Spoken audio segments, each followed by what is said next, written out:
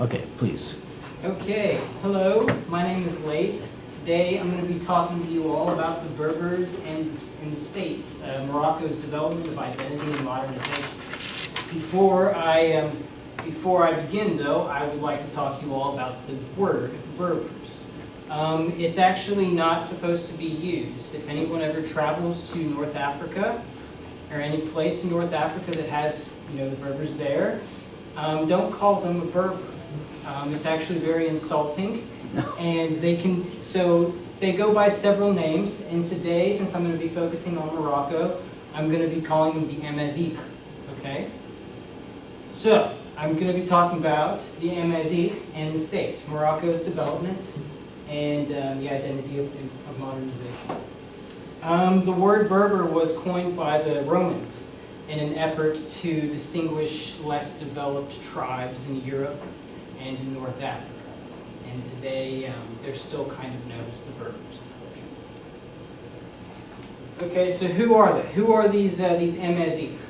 Okay, so the idea is that they're the indigenous population of North Africa.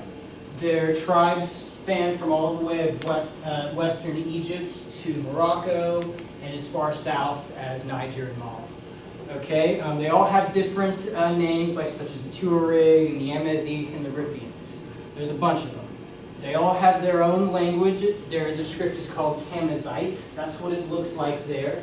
For the longest time, this language was not written, and the first people to actually attempt and record this language were the French in the mid-1800s, or the late 1800s.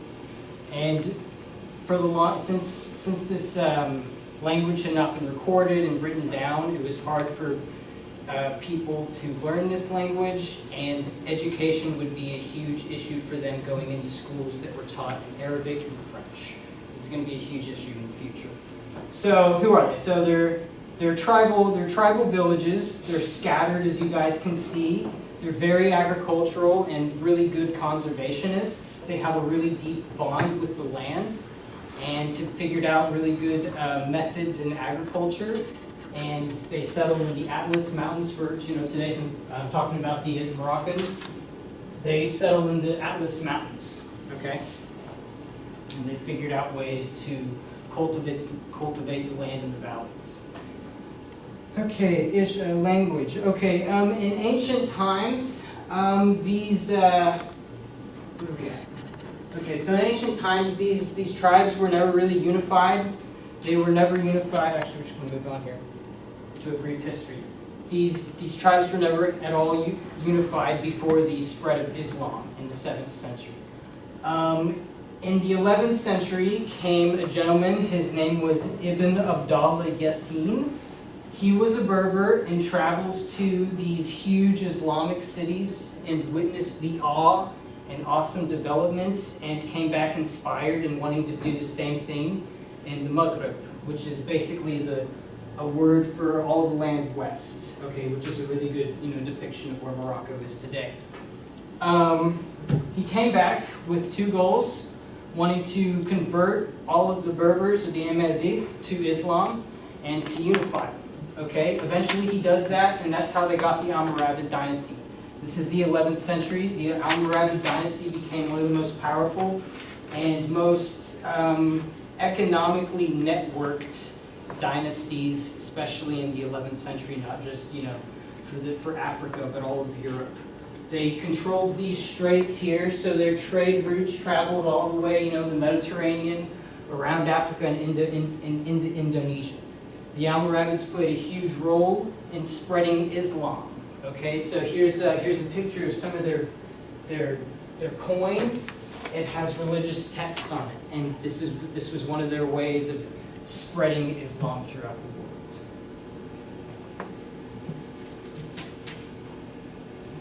Okay, the French. So throughout history, the Amazigh have constantly gone face to face with civilizations that were more advanced and more developed than they, and they were always kind of the weaker bunch, especially under the French. In the early 1900s, the French had made it clear that they wanted to establish a protectorate in Morocco. Another word for colonialism, I suppose. And they did this somewhat easily.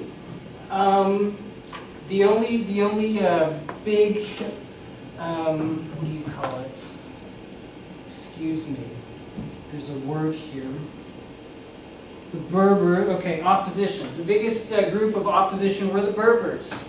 The Berbers put up a pretty fierce fight against the French in the Atlas Mountains.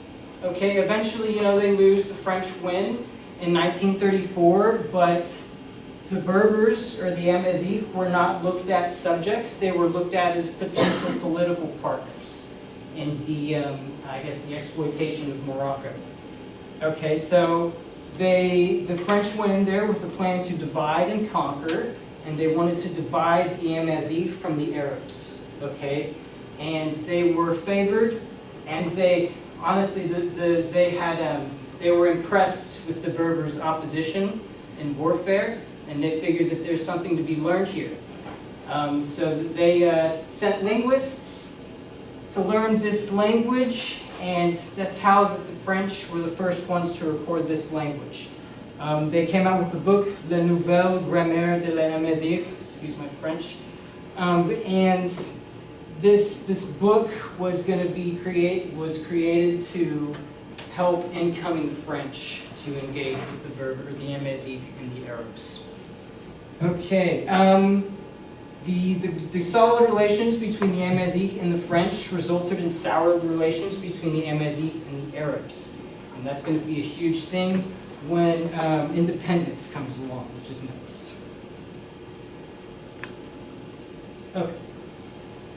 1956, independence happens. Goodbye, France. Okay, France is exhausted from Indochina and World War II, and they're exhausted, so they leave.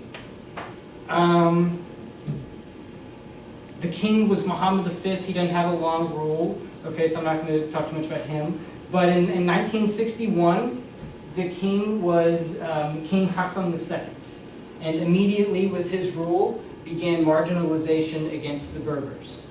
Okay, there were laws passed making it illegal to be speaking these Berber languages, and it was clear that the unifying element of the Moroccan culture was to be Arabic, the common Arabic tongue, and the Islamic faith.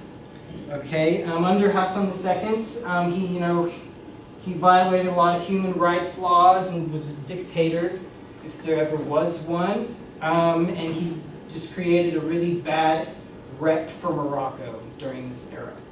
Put thousands into prisons for bogus reasons, and he was not a good ruler at all.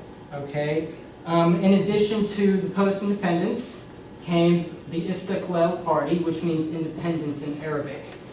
This party was extreme, had some thick Arabization ideals. They were welcome at, including the Amazigh, on condition that they push aside their Amazigh culture and language. Okay, so it really wasn't, they're terrible.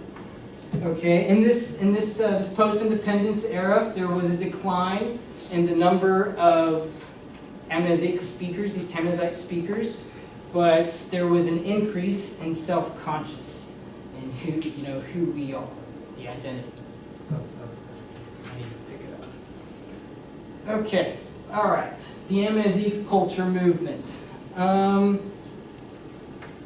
Relations gradually got better between the government and the Amazigh. In 1973, Morocco was involved against the war against Israel, in which the Amazigh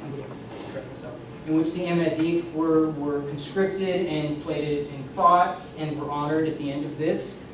Okay, along with this, there came activists whose demands were recognition by the state authorities. They wanted their language to be an official language. For 30 to 60% of the Morocco population is this Amazigh, which is close to 19 million people.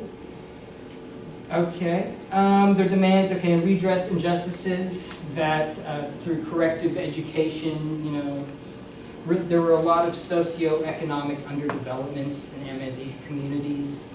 And these demands kind of wanted to fix those wrongs.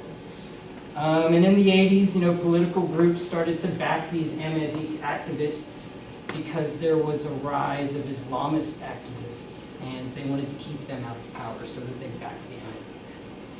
Okay, again, you know, under Hassan II, textbooks, bogus textbooks were written that, you know, depicted the Berbers or the Amazigh as really not developed at all, and saying that the Arabs had come and showed the Berbers the light, and, you know, they were doomed without the Arab conquests. That's the way textbooks were written. But, you know, as things get better, in 1994, Hassan II, he makes it clear that he wants to start introducing the Tamazight, this language, into the elementary schools, which is good. But eventually, it's a hollow promise. It doesn't. Okay, Muhammad VI, his son. In 1999, Hassan II dies, and his son becomes the king. His son becomes the king with the efforts or the initiatives or motives of wanting to change the Moroccan picture from this terrible reputation it has of violations of human rights. He wants to start transitioning towards a more liberalized and modernized society. Okay? Where am I at? Sorry. Okay.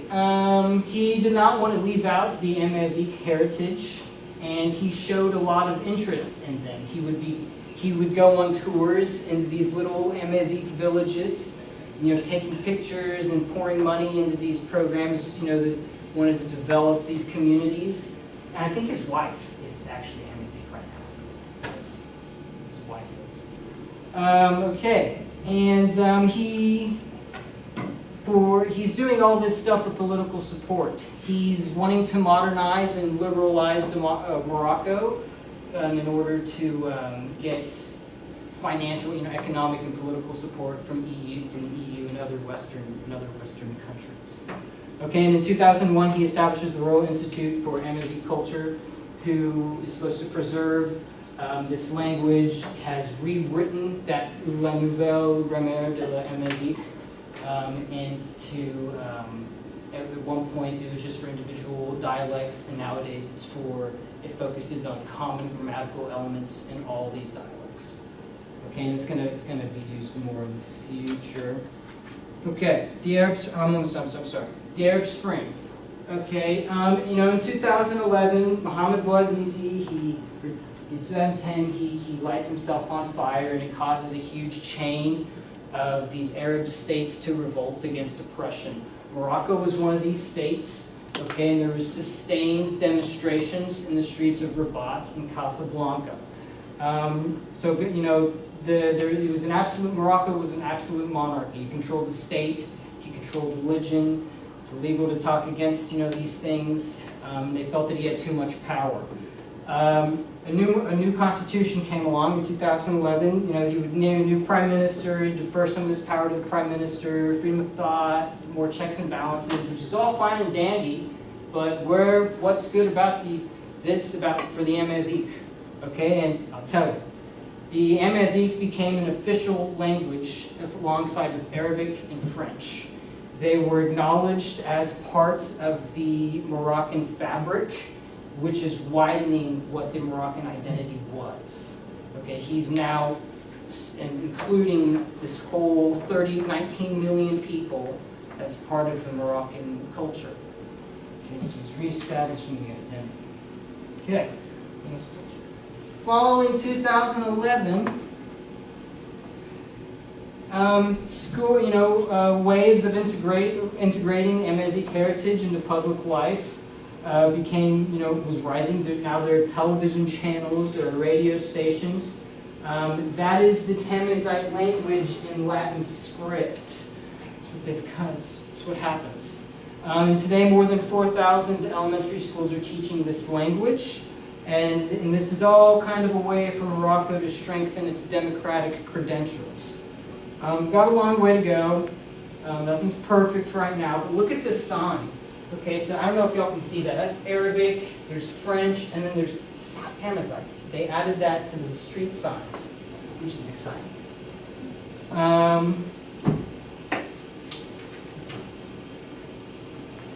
Okay, the theorists. What about the theorists? Who's right? Who's wrong?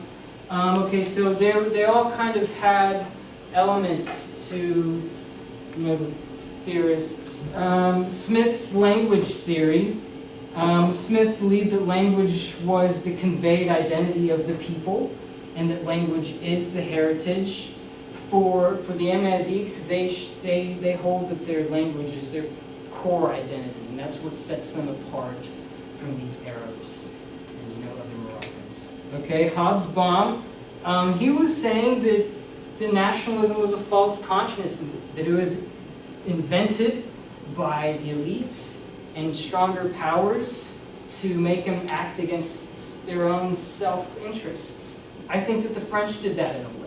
I think that the French had strengthened the division between the Amazigh and the Arabs to use it to their advantage, to divide and rule. And that resulted in the Arabs, marginalizing the Berbers, and then that's what spawned this nationalism, this marginalization. And then Gellner, an unbalanced spread of industrialism and modernization. I think that's true to some extent. Like I said, these people are very agricultural, and they still are today. And for the longest time, the government didn't subsidize any of their agricultural work.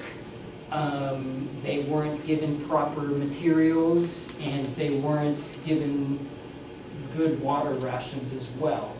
And I think that also kind of caused some thick relations between the Berbers and the Arabs. That'll be all.